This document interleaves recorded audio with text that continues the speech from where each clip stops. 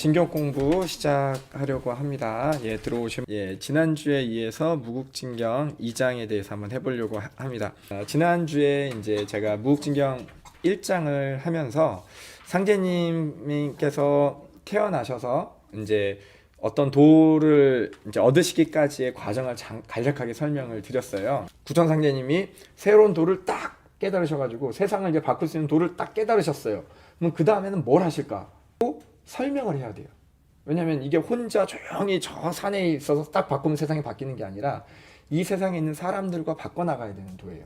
이게 인과의 법칙이 그런 것 같아요. 그래서 바꿔나가야 되는 그 도를 이제 펼치려면 사람들한테 내 도가 무슨 도인지, 내가 앞으로 펼치려는 세상이 어떤 세상인지를 설명을 해주셔야겠죠. 설명을 해주면 여러분들처럼 이렇게 도를 알아들으시는 분이 그렇게 좋은 거면 저도 할래요. 저도 가서 참여를 하겠습니다. 아니면은 저는 잘 모르지만 선생님이 하시는 거면 제가 뭐 어떻게든 힘 닿은 데까지 어떻게 해보겠습니다. 이런 걸 얻으려면 도를 설명을 하셔야겠죠. 그러면 이 장에 제일 많이 나오는 설명이 뭘까? 바로 후천이 어떤 세상인지, 이런 설명들이에요. 그러면 상황성으로 한번 생각해 보세요. 상제님이 왜 오셔야 되는지의 당위성, 설명이 있어야겠죠. 세상이 진멸지경에 이르는지 우리는 다 알죠. 왜 다 알까요? 구천상제님이 끊임없이 설명하셨으니까 아는 거예요. 상제님이 설명 안 하셨으면 우리는 모르죠. 그럼 세상이 왜 진멸지경에 이르렀는지, 그리고 어떤 과정이 펼쳐지는지, 그리고 그걸 위해서 무엇을 준비하셨고 이걸 따르려면 어떻게 해야 되는지에 대한 설명이 있어야 우리들이 이성적으로 그걸 듣고 이렇게 하면 되겠다. 그럼 이 설명들이 전부 2장에 이제 나오게 되는 장면이에요. 제가 여러분 기억 못 하시겠지만 2장에 대한 숙제를 드렸어요. 후천이나 후천에 대해서 아니면 상제님이 펼치신 도에 대해서 인상 깊은 구절이 있으면 여기서 한번 얘기해 달라. 아니면 내가 참 좋아하는 2장 중에 이거는 같이 읽고 싶은 구절이 있으면 제가 한번 준비해 달라라고 숙제를 내드렸는데 기억이 나서 준비하신 분, 자, 손. 김화민의 수 19절. 좋습니다. 김화민의 수 1등 19절. 노치존에서 38, 39, 40 많이 하셨네요. 많이 하셨네요. 일단은 김화민의 수 19절부터 제가 읽어드릴게요. 상제님께서 주인에게 이르시기를 그대 아내의 심성이 풀려 떡이 익지 아니함을 걱정하니 내 앞에 나와 사죄하게 하라. 나는 비록 용서하고자 하여도 신명들이 싫어함이니라 하시므로 아내에게 이 말씀을 전하니 아내가 깜짝 놀라 사랑에 나와 사죄한 후 부엌에 가서 시루를 열어보니 떡이 잘 익어 있으니라. 이로부터 한결같이 정성을 들여 49일을 마침으로 상제님께서 그 정성을 치하하시니 그 아내가 정성이 한결같이 못함을 황송하여 하니라. 상제님께서 위로하시기를 그대의 성심이 신명에 사무쳤으니 저 증거를 보라 하시며 하늘에 오색 찬란한 구름이 달을 끼고 있음을 가리켜 보이시니 내외가 합장 배려하니라. 감동적인 부분. 그죠? 이건 감동할 수밖에 없는 게 이분의 마음이 곧 우리 마음이다. 그죠? 우리 100일 정성도 해보고 싶고 마음이야. 그쵸? 1000일 만일 정성을 하고 싶은데 중간에 꼭 힘든 날이 오거든요. 그래서 잠시 다른 마음을 먹죠. 잠시 다른 마음을 먹는데 31절 이제 하늘도 뜯어 고치고 땅도 뜯어 고쳐 물샐 틈 없이 도스를 짜 놓았으니 제 한도에 돌아 닿는 대로 새 기틀이 열리리라. 또 신명으로 하여금 사람의 뱃속에 출입하게 하여 그 체성을 고쳤으리니 이는 비록 목석이라도 기운을 붙이면 쓰임이 되는 영곤이라. 오직 어리석고 가난하고 천하고 약한 것을 편의하여 심구의로부터 일어나는 모든 죄를 조심하고 남에게 척을 짓지 말지어다. 부하고 귀하고 지혜롭고 관권을 가진 자는 모두 척에 걸려 콩나물 볼 핏듯 하리니 묵은 기운이 채워 있는 곳에 대운을 감당하지 못함이니라. 부자의 집과 곳간에는 살기와 재앙이 가득히 쌓여 있느니라 하시니라. 여기서 이제 가장 중요한 말은 뜯어 고친다는 얘기죠. 뜯어 고친다는 얘기입니다. 세상을 이제 하늘도 뜯어서 고치고 땅도 뜯어 고치고 대공사죠. 진짜 대공사인데. 하늘도 뜯어 고칠 이유가 있을까요? 땅은 막 아주 좋은 질문입니다. 저는 이런 질문들이 너무 좋아요.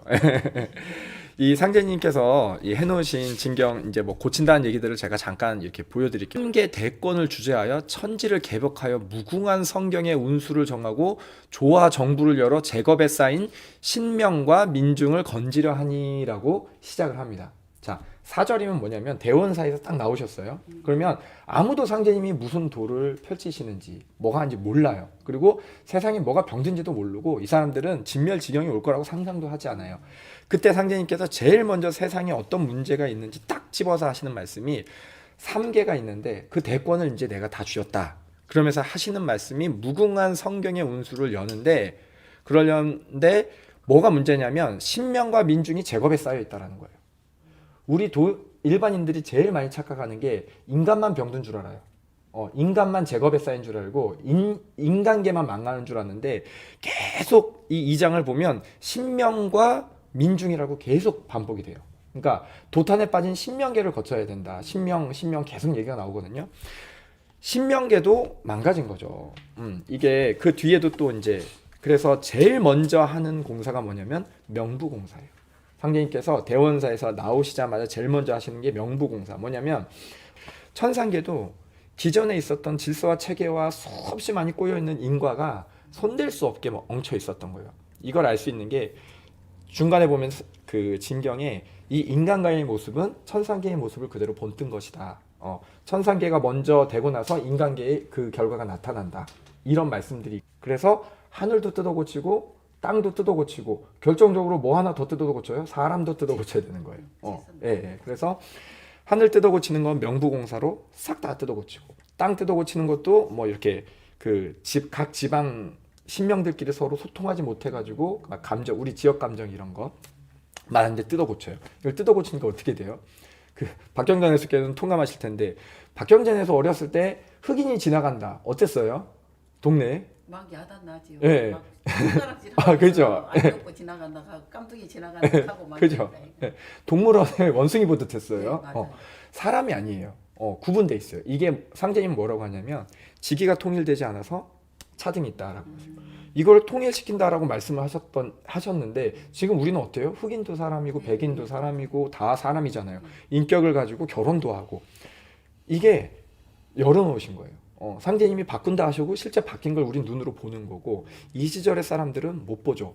못 보니까 이 시절의 사람들한테는 뭐라고 하냐면 뱃속에 신명을 드나들게 해서 고쳐 쓰겠다라고. 그래서 모든 걸 고쳐 쓰는데 그 문제의 진단은 신명계와 인간계 모두 병들었다. 3계가 모두 병들었다. 이 얘기인 거죠. 그래서 아까 말씀하신 대로 왜 하늘을 뜯어 고칠까? 사람만 인간계만 뜯어 고치면 되는 데가 아니라 하늘이 망가져서 땅도 망가진 거고 사람도 망가진 거고 다 망가진 걸 이제 뜯어 고친다라고 말씀을 해주고 계신 겁니다. 그래서 지금 31절 중요한 게 여기서 처음 사람을 뜯어 고치는 원리가 나와요. 뭐 어떻게 나옵니까? 세상을 예. 고친다. 신명으로 하여금 뱃속을 드나들게 해서 뜯어 고친다고 이렇게 나와요. 근데 제일 쉽게 생각하면 뱃속까지 뭐가 들어가는 게 있어요. 우리가 뭐가 들어가죠. 숨. 하면 내뱉죠. 네. 이렇게 드나들면서 하는 우리 법방이 또 있어요. 그죠? 뭡니까? 우리 모든 법식이 주문하고 네. 주문하고 결국은 주문을 많이 해야겠다 이런 생각이 좀 드시죠. 신명이 어떻게 드나들지 사실 몰라요. 잘 모르지만 노진영 녀수 기도할 때 맞습니다. 저도 그렇게 생각합니다. 우리가 기도나 공부가 모두 주문으로 이렇게 되어 있다는 걸 볼 수가 있어요. 또 한 가지 보면 제가 이제 어제 주일부터 수은 최재호 선생님 얘기를 많이 하는데 수은 최재호 선생님한테 처음에 이제 도를 딱 내릴 때 선교를 내릴 때 뭘 내리시냐면 이제 주문을 내리세요. 시천주 조화정 영세로운 만사지. 그래서 동학도 계속 뭐냐면 앉아서 주문하는 공부를 했어요. 그리고 도주님께서 50년 공부 종필로 공부 법방을 만드시고 내놓으신 마지막 한시가 성만우주 만물심 정오탈겁 소원성. 이 우주는 전부 뭐로 되어 있다? 소리로 되어 있다. 그게 마음이다라는 거예요. 그러니까 나의 겁액을 벗고 마음을 바르게 해서 소원을 성취하라 이 말씀이거든요. 그러니까 모든 만물은 소리로 되어 있고 안정적인 소리, 바른 마음을 가졌을 때 그 소리를 받으면 낫는다는 거죠. 그러니까 우리 법방이 결국은 뭐 하는 거다? 소리 내는 거다. 상제님의 첫 도를 시작할 때 주문을 주어서 소리하게 하셨고 도주님께서 이 공부를 완성하실 때 앉아서 소리 내는 법을 딱 완성을 하셔갖고 이제 제시를 하시게 되는 거예요. 그래서 우리는 모두 소리로 되어 있고 신명의 뱃속을 드나들면서 이제 한다는 거는 이제 주문을 많이 하면 저희가 그런 덕화를 입을 수 있지 않을까 이제 생각이 듭니다. 이 신명이 드나들다 보면 어떻게 되냐면 제일 먼저 자꾸 상제님 생각이 나요.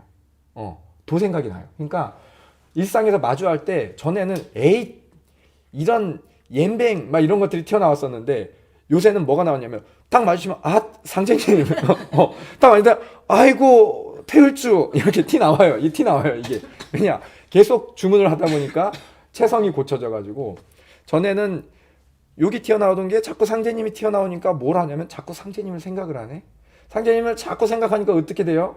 함부로 욕을 못 하게 되고 길에 침도 못 뱉게 되고 길에 쓰레기도 잘 못 버리게 되니까 자꾸 몸가짐이 조심스러워져요. 몸가짐이 조심스러워지니까 나도 모르게 기도 모일 때도 좀 정성스러워지고 생각할 때도 조금 정성스러워지고 이 사람이 이렇게 매사가 좀 정성스러워져요. 피곤하긴 한데 좀 정성스러워지니까 옆에 사람들이 자꾸 나한테 얘기해. 아이고 너는 얼굴 왜 이렇게 밝어? 야 니랑 있으면 마음이 밝어. 사람이 밝아져요. 사람이 밝아지고 나면 이 사람은 이제 정성이 이제 꾸준하다 보니까 마음이 그냥 정성이 되는 게 아니라 지극정성이 돼요. 지극해진다라는 거예요. 요 지극한 마음일 때 사람이 변화를 할 수가 있고요. 요 지극한 마음으로 변화를 할 때 상대님의 도인으로서 천지공정에 참여할 수 있습니다. 제가 하는 말이 아니라 지금 제가 드린 얘기가 무국도 취지서의 얘기예요. 이게 이제 상제님의 말씀이에요. 그래서 우리가 늘 기도한다라는 게 삶에 어떻게 적용이 될까 생각해 보면 딱 이래요. 막 되게 대단한 게 어느 날 막 이런 게 아니라 그냥 일상의 많은 순간에 자꾸 도가 생각나고 상제님이 생각나고 태열주를 하게 되고 뭐 처음에는 아이고 억울해 참고 이런데 나중엔 그런 것도 없어져요. 그냥 태울주만 하게 되고 마음이 자꾸 편안해지고 상제님 생각 계속 하다 보니까 나는 어느새 주변에게 도움이 되는 사람이 되어 있고 도인이 되어 간다는 얘기입니다. 이게 바로 체성을 고쳐진 사람의 모습일 거예요. 38절 그쵸. 38절이 사실은 가장 핵심이 정리된 구절입니다.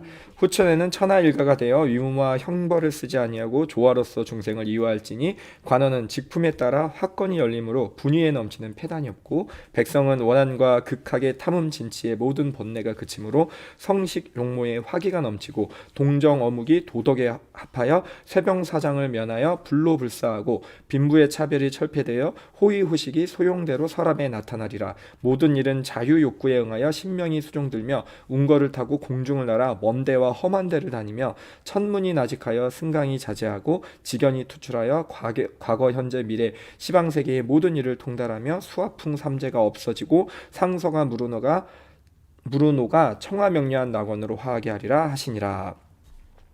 후천에는 계급이 많지 않으니 오직 두 계급이 있으리라. 그러나 식록은 고르리니 많을 급이 낮고 녹까지 고르지 아니하면 또한 원통하지 아니하랴 하시니라. 40절 앞으로 오는 세상에 불 떼지 않고 밥을 지을 것이요 손에 흙 묻히지 않고 농사를 지으며 도가마다 등대 하나씩 세워 이로써 온 동네가 대낮같이 밝으리니 이제 전등은 그 표본에 지나지 않으니라. 또 기차도 화통 없이 수많은 일을 삽시간에 통행하고 문고리와 옷걸이도 황금으로 만들며 신도 금당해를 신으리라. 곡식종자도 한 번 심으면 해마다 그 뿌리에 싹이 돋아나서 수확하여 심고 거두기에 힘들지 않으며 아무리 박토라도 옥토가 되리니 이 땅을 석자새치 태우는 까닭이니라 하시니라라고 말씀이 나옵니다. 행복이야 행복. 행복. 진짜 행복일까요? 이거 잠깐만요. 이게 잘 보셔야 돼요. 이게 행복인지 잘 보셔야 돼요. 천에 가면은 행복이지 뭐. 여기서 이렇게 고생했는데 네. 이 식물도 하나 심어놓으면 네. 씨 안 뿌려도 계속 거기서 싹이 돋아나니까. 네. 맞습니다. 행복이죠. 이게 좀 많이 됐어요. 특히 40절에 보면은 불 떼지 않고 밥 짓는 거 뭐가 있습니까? 우리 집에 있어요. 쿠쿠. 네, 제 딸내미는 전기로 하는데 뭐. 제 딸내미는 밥솥이라고 안 하고 쿠쿠라고 합니다. 그리고 또 있죠. 손에 흙 묻히지 않고 농사를 지어요. 트랙터가 지어요 농사를. 나는 흙 묻히지 않고 이렇게 운전을. 트랙터가 해도 사람 손이 가야 되겠죠. 그렇죠. 아직은 가는데 그 다음 게는 아직 안 됐죠. 도가마다 등대를 세우는데 아직까지는 이제 전등이 LED 전등이 현재 세상을 비추고 있고요. 아직 도가에서는 빛이 안 납니다. 저희 집에선 빛이 안 나더라고요. 빛이 안 나고요. 상대님 나라가 와야지. 맞습니다. 기차가 화통 없이 수만리를 삽시간에 갑니다. 우리 KTX 타면 기차에 화통이 없어요. 근데 수만리를 삽시간에 서울에서 부산까지 2시간 반 만에 갑니다. 그리고 요새는 이게 지금 더 발달하고 있어서요. 한국에서 미국까지 7시간이면 가는 기차가 현재 만들어지고 있습니다. 다 연결되겠네. 예, 어마어마하죠. 한국에서 미국까지 비행기로도 그것보다는 느립니다. 비행기보다 더 빨리 기차가 다닐 수 있고요. 문고리와 옷걸이가 황금으로는 안 되어 있는데 황금 도금은 되어 있습니다. 저희 집 문고리 금색입니다. 그래서 예, 황금 도금까지는 현재 되어 있고요. 곡식에 씨를 뿌리지 않고 농사 짓는 거는 지금 어디까지 개발됐냐면 지금 많이 전 세계적으로 개발이 되고 있어요. 이제 농업 공장이라고 해가지고 이렇게 막 이렇게 돌아가면서 기계가 막 돌아가면서 공장을 크게 쌓아요. 그래가지고 식물들이 이렇게 커 나가는 거예요. 이렇게 돌아가면서 햇빛 자연광 말고 인조 광원을 비춰가지고 그 뭐 호스 같은 걸로 물하고 저기 비료 같은 거 공급돼가지고 벌레 먹지 않도록 유기농으로 가능합니다. 왜냐하면 벌레가 침투할 수 있는 걸 차단해 버리니까. 그렇게 비료가 들어가는데 유기농은 아니죠. 뭐 그 비료가 인분일 수도 있잖아요. 그러니까 뭐 그렇게 하여튼 그렇게 이렇게 할 수 있는 시스템이 이제 개발이 막 되고 있어요. 근데 39절 예. 여러분 39절 내용 좋으십니까? 계급이 많지 않은데 오직 2계급이 예, 되는데 식록이 고르대요. 여러분 후천에 가면 여러분 높은 계급일 것 같습니까? 낮은 계급일 것 같습니까? 예, 일단 내가 어떻게 될지 모르겠지만 내 목표, 내가 되고 싶은 모습은 당연히 높은 계급이죠. 예, 높은 계급이. 자, 여러분 이 선천의 모습을 보잖아요. 선천의 모습을 보면 똑똑하고 훌륭하신 분들이 계급이 높아요. 대통령하고 저기 관공서에서 일하고 막 장관 이런 분들을 하시는 분은 이제 우리보다 훌륭한 일을 하고 더 열심히 노력하고 피곤하게 일한 다음에 뭐가 다르냐면 식록이 달라요.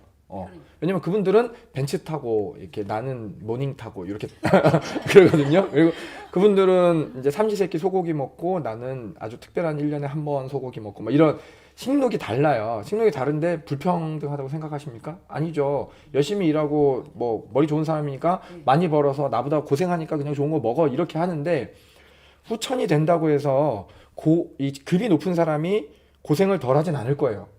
왜냐하면 생각해 보세요.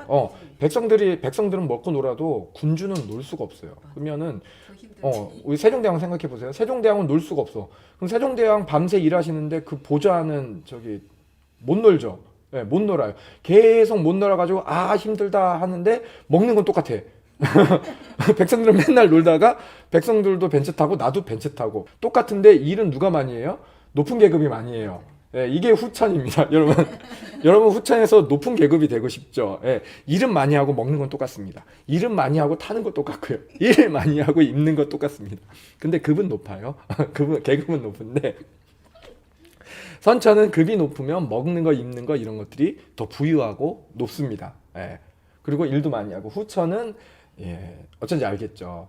여러분 이게 바로 식록이 고르다는 건데 우린 이걸 보고 너무 공평하고 좋은 세상이라고 느껴요. 왜냐 나는 높은 계급에 갈 마음이 없으니까 높은 계급이 돼본 적이 없으니까 그렇지 일은 저 사람이 하고 나도 똑같이 먹었으면 좋겠어.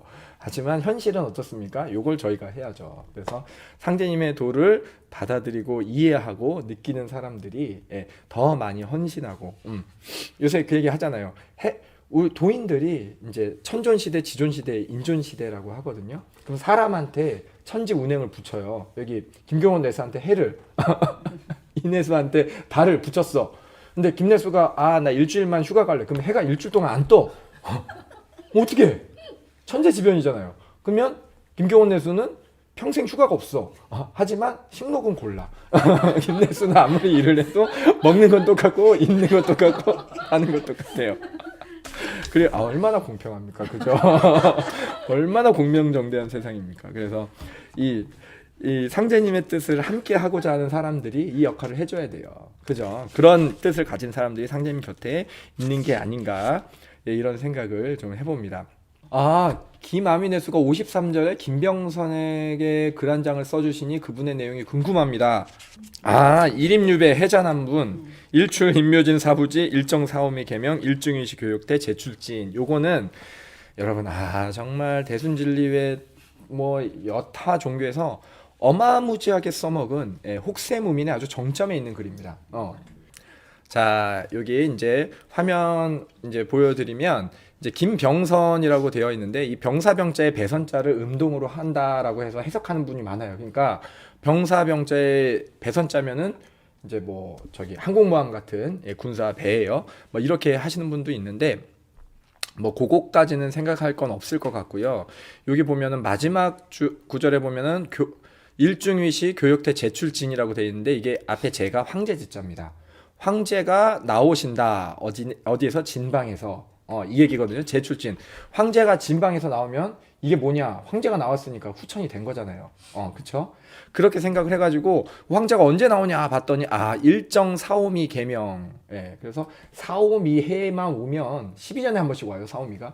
요 말씀하신 다음에 사오미만 오면 구조사님 화천하시고 사오미만 오면 요때 운수난다라는 수많은 종단에서 난리가 나는 해가 요 사오미입니다. 예, 사오미 절대 현혹되시면 안 됩니다.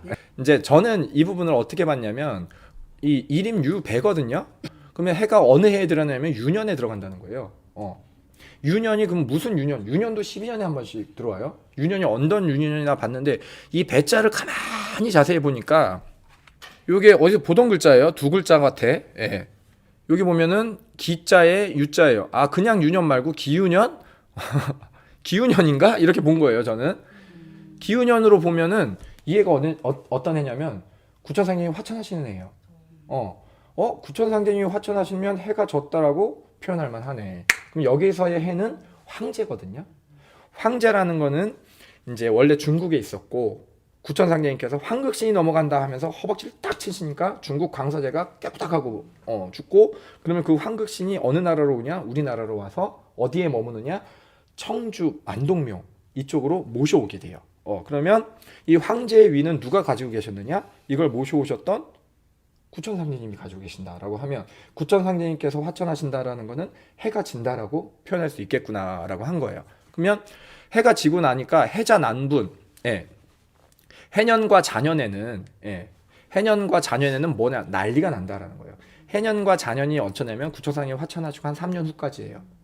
3년 후까지 세상은 어떠냐면 내가 구천상제님 뒤를 이었네, 내가 구천상제님 뒤를 이었네 하면서 세상에서 구천상제님께서 그러셨거든요. 나의 뒤를 이은 진인이 있느니라 하고 누구라고 말은 안 해놨어요.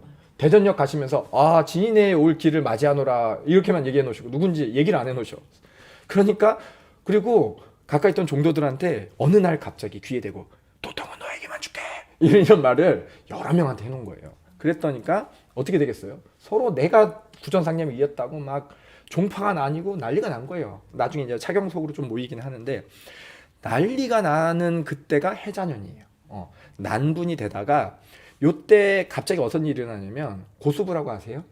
공사에 있는데 이제 구천상제님께서 두 분을 두시는데 이 두 분 중에 고수부가 차경석의 사촌 누이 동생이에요. 이 고수부가 3년상 딱 치는 치성에 갑자기 구천상제님 얼굴이 돼가지고 구천상제님 목소리로 막 말을 하는 거예요. 그러면 여러분 같으면 어떻게 했어요? 와, 상제님께서 응하셨구나 해가지고 그때부터 이제 따르기를 시작을 해요. 따르기를 시작하고 이때 이제 일출 인묘진 사부지라고 이렇게 나오거든요. 그러면 이제 인묘진인 요새 올해가 이제 이민년이잖아요. 시간으로 보면은 인시가 이제 새벽 축인 3시부터잖아요. 3시부터 5시. 그러니까 3시부터 시작해서 일출 해가 떠오른다라는 거예요. 그러니까 천지간으로 봐서도 해가 떠오르니까 밝음이 오긴 하는데 아직 밝진 않은 이 시기예요. 그러면 이 해에 어떤 일이 일어나냐면 도주님께서 봉천명을 하시고 중국으로 넘어가서 대중화도수를 보고 계실 때예요. 그래가지고 명산을 다 찾아다니시면서 치성을 올리시다가 이제 도통치성을 올려라. 이제 나의 도를 너가 이어받아라. 요 시점이에요. 그러면 요 시점에 도를 상제님이 받긴 받았죠. 근데 조선 땅에서는 이 해가 보이질 않아요. 깜깜하단 말이에요. 그리고는 9년이 딱 되던 해에 도주님께서 이렇게 넘어오세요. 어디로? 압록강을 통해서 조선 땅으로 딱 넘어와요. 그럼 도주님이 다시 넘어오시면 어떻게 돼요?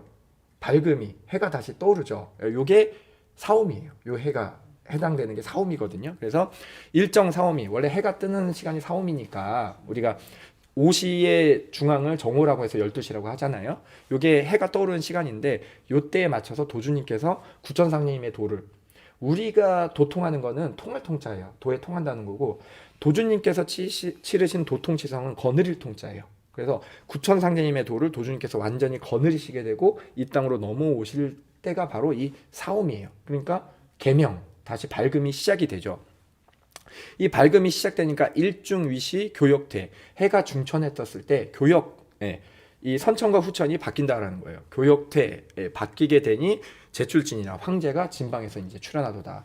도주님께서 이제 드디어 이 우리나라 조선 땅에 오셔가지고 도를 펼치기 시작하는 요 때가 딱 이 글과 맞물려 있습니다. 요거를 이제 더 확대 해석을 하자 보면 오만 얘기들이 더 나와요. 그러다 보면 10년에 한 번씩 도통 나니까 여러분 집도 팔고 뭐도 팔아서 도에 다 갖다 바쳐야 되는 이런 말도 안 되는 행태가 일어납니다. 절대 그러지 마시고요. 이거는 구천상님의 도가 도주님에게 이어지는 그 해를 상님께서 말씀하셨고 황제라고 하실 분은 우리 도주님밖에 안 계세요. 그래서 청주에 가서 황극신을 모셔오는 공사도 하시고요. 범질의 도수로 이 땅을 살아가는 사람들이 제발 저희를 다스려 주십소라는 범질의 도수에 의해서 이제 지존 위에 오르시고 그 다음에 상제 위에 오르셨거든요. 그래서 황제라고 하실 분은 우리 도주님밖에 안 계시기 때문에 우리 도주님에 대한 얘기다라고 이해하시면 어디 가서 속을 일은 없습니다. 그리고 제가 말씀드린 대로 지금 막 풀면서는 못했는데 한자 풀고 연도 다 풀어 보십시오. 제가 한 말 그대로인 거를 아마 확인하실 수 있을 겁니다. 예, 이런 내용들이 이제 있고요. 그러면은 제가 한 15분 정도 남았으니까 진경 공부 시간이니까 진경을 한번 쭉 정리를 한번 해드릴게요. 괜찮겠죠? 네, 진경을 쭉 해드릴게요. 자, 여기 이제 새로운 세상에 대한 구절만 제가 모았어요. 제 얼굴도 지워야겠습니다. 구절만 쭉 제 목소리만 들려도 이해하십시오. 자, 아까 읽어드린 거 순정한 마음으로 천지공정에 참여하라. 그리고 5절에 보면 선천 말세를 당하여 무국 대운을 열리니 이렇게 나와요. 그러니까 어떤 도를 열냐면 세상은 말세를 당했고 이제 새로 여는 이것은 무국 대운이다. 그래서 이걸 하면 되는데 자, 우리들이 그러면 이걸 따르려면 어떻게 하면 되느냐? 남에게 척을 짓지 말로 순정한 마음으로 공성에 참여해라. 상제님께서 3개 대권을 주자해서 조화로서 천지를 개벽하고 늙거나 병들지 않는 성경을 열어서 모든 백성을 건지겠노라라고 말씀을 하시는 거죠. 말씀하시면 여러분 이 얘기를 들으면 어떻겠어요? 따라야겠다는 생각이 들죠. 예. 이제 혼란하기 짝이 없는 선천 말대 이 계속 얘기가 나오거든요. 지금은 선천이라는 것이고 이게 말대에 이르러가지고 혼란하기 짝이 없는데 비겁에 여기 또 나옵니다. 천지를 뜯어 고쳐 새 세상을 열려고 하는데 비겁에 빠진 인간과 신명을이라고 나오죠. 인간만 비겁에 빠진 게 아니라 신명도 또한 비겁에 빠졌어요. 그래서 광구하여 각기 안정을 누리게 하리니 천지인 삼계의 개벽이라. 하늘도 땅도 사람도 모두 편안하게 해주겠다. 근데 이때 이 말이 나와요. 구종의 개소도 옛날 거를 이은 것도 아니고 전성의 조술도 아니며 내가 처음 짓는 일이니라. 이게 중요하거든요. 그래서 제가 처음에 그 얘기를 했어요. 뭐냐면 유불선에 있는 도를 다 이미 습득하시고 세상에 펼쳐봤지만 안 돼서 새로운 도를 대원사에서 이제 딱 하고 펼치셨으니까 계속 말하는 거죠. 내가 지금 새로운 도를 펼치노라. 이 얘기를 하시는 거예요. 새로운 도니까 옛날 불교 따르던 거 비슷한데요 하고 오지 말고 이거 기독교랑 비슷한데요 하고 그런 거 아니고 완전히 새로운 거다. 비유하자면 부모가 모은 재산도 얻어 쓰려면 눈치 보인다. 그러니까 완전히 새로운 거니까 새 배포를 꾸며서 나를 따르라라는 메시지를 주고 계시고요. 그 다음에 또 하나 이게 아주 중요한 말입니다. 판 안에 드는 법으로 일을 꾸미려면 세상에 알고 방해하느니 그러므로 판 밖에서 남모르는 법으로 일을 꾸미는 것이 온전하리라. 이 말씀이 나오거든요. 자, 판 안과 판 밖 이것도 혹세무민이 엄청 많아요. 심지어 태극도에서 배도하고 나간 사람이 우리는 판 밖에서 도를 세울 거야 이런 분들도 계세요. 이 갖다 붙이면 진짜 귀에 걸면 귀걸이 뭐 코에 걸면 코걸이 이렇게 되잖아요. 근데 판 밖과 판 안을 잘 생각해 보면 여기 말하는 거는 세상판이에요. 그럼 세상판은 우리가 뭘로 보냐면 공무원으로 보면 돼요. 그러니까 우리 도를 믿는 지금 저기 변호사 한 분 계시긴 하지만 사법부 뭐 입법부 행정부 이런 부의 힘과 권력을 가지신 분이 없어요. 그럼 옛날에 개혁을 하는 걸 보면 우리가 24장, 28장 이런 분들 계시잖아요. 이런 분들이 이제 당태종 뭐 이런 분들을 세울 때 보면은 지방에 있는 관료들이었어요. 그러니까 힘과 정권을 기존에 있던 판에 있는 힘과 정권을 가졌을 때 약간 소외된 계층이 힘을 모아가지고 잘못된 왕을 이렇게 치고 이 새로운 덕이 있는 군주를 세우는 것이 세상판이 돌아가는 이치였어요. 근데 요번 판은 세상에 있는 힘, 권력, 뭐 그전에 있던 사회 질서 이런 게 아니라 전혀 다른 사회 질서, 판 밖에 세상이 돌아가고 유지되는 모든 시스템 밖에서 한 다음에 이걸 완성해서 판 안으로 들어가겠다. 이걸 씨름판에 대한 비유도 이렇게 하시는데 판 밖에서 남 모르는 공부를 하겠다. 그래서 세상 공부는 국영수를 할 때 우리 공부는 셋이 앉아서 진법주를 합니다. 완전히 다른 공부예요. 그래서 세상 사람들은 머리가 좋아지는 공부를 할 때 우리는 마음을 닦는 공부를 하고요. 예, 세상 사람들은 힘과 이 기계를 발전시킬 때 우리는 마음을 녹여내는 이런 공부를 하게 됩니다. 판 밖에서 이제 일을 꾸미게 되는 거예요. 그 밑에 구조를 보면 크고 작은 일은 물론하고 이게 중요합니다. 신도로서 이화할지니 우리는 다른 걸로 안 하고 다 신명으로 한다 얘기예요. 예.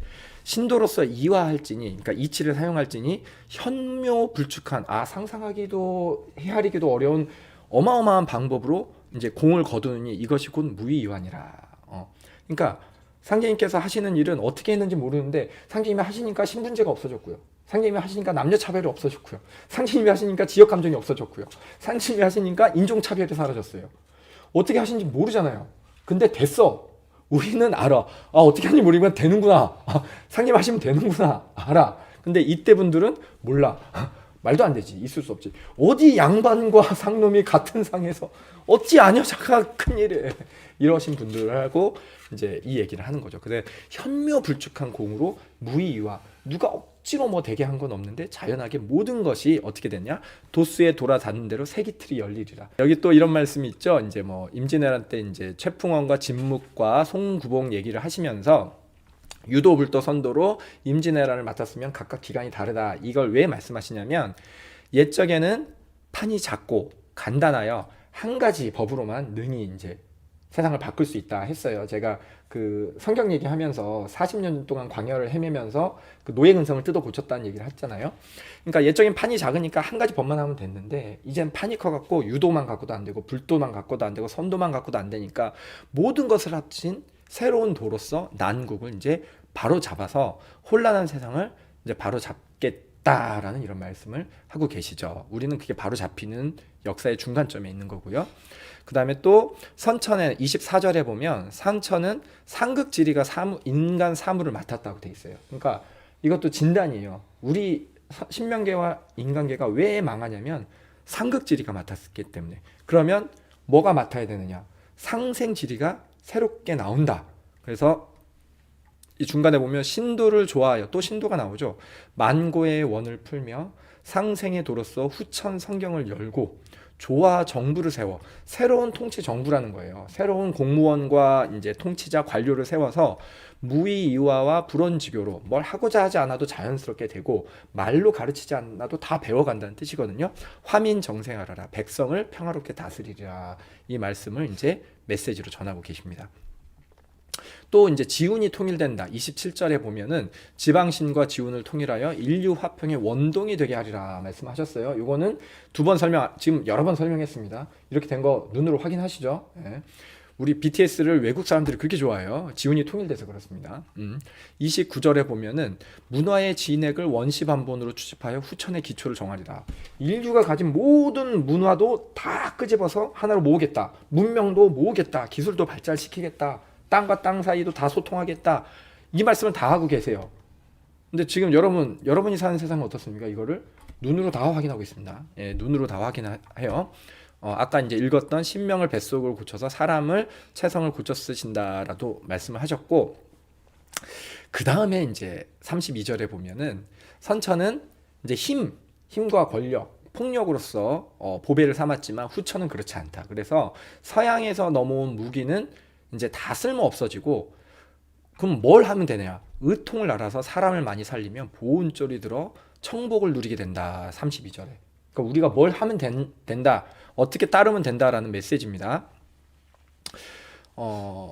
이제 가을 바람에 36절에 보면은 지금은 가을이 오고 있으니까 이 가을을 맞아서 이제 결실도 하게 되리라라는 말씀을 이제 해주고 계십니다. 그리고 이 40절은 아까 읽었죠? 40절 아까 읽었으니까 저도 이거를 이제 중요한 구절로 뽑았어요. 40절 뽑고 47절도 중요한 구절로 이제 뽑았는데 요거는 좀 도수에 관련된 거니까 요건 좀 넘어갈게요. 그리고 문명인의 수가 55절을 얘기를 했습니다. 55절 그러면 52 요거까지 읽고 55절 넘어갈게요. 현하 대세가 씨름판 같으니 악의판 총각판이 지난 후에 상씨름으로 판을 마치리라. 이걸 우리는 1차 세계대전, 2차 세계대전을 보면서 씨름판을 좀 생각을 하고 있어요. 근데 이 씨름판이 왜 필요하냐면 상제님 제세시에 보면 동양은 힘이 약하고 서양은 힘이 엄청 셌거든요.